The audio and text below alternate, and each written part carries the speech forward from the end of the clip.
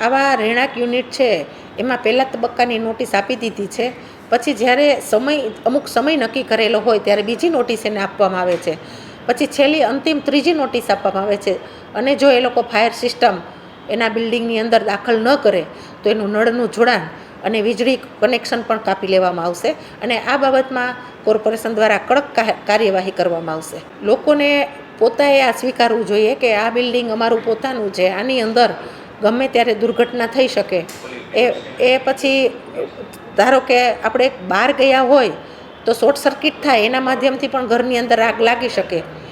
પણ જ્યારે આપણે રહેતા હોય ત્યારે જલદ પદાર્થો પણ આપણી ઘરે હોતા હોય છે. એને ધ્યાનમાં રાખીને પણ ચોક્કસપણે બિલ્ડિંગની અંદર એનઓસી લઈ અને ફાયર સિસ્ટમ રાખવી જ જોઈએ. આ લોકોને હું ખાસ એટલા માટે કહું છું કે આપણી વ્યક્તિગત આ જવાબદારી છે. આ વ્યક્તિગત જવાબદારી આપણે ખરેખર નિભાવવી જોઈએ કે જેથી કરીને આવી દુર્ઘટના થતી અટકી શકે. ચોક્કસ જે હાઈરાઇઝ બિલ્ડિંગોની અંદર આમ જોઈએ તો માસ ઘણો બધો હોય, એક આપણો એરિયો બની જાય, સોસાયટી બની જાય એટલું રહેણાંક હાઈરાઇઝ બિલ્ડિંગની અંદર હોતું હોય છે. ત્યારે આમાં જ્યારે કન્સ્ટ્રક્શન કામ ચાલુ થતું હોય ત્યારે ફરજિયાત ફાયર સિસ્ટમ દાખલ કરે એવા નિયમો પણ બનાવી છે.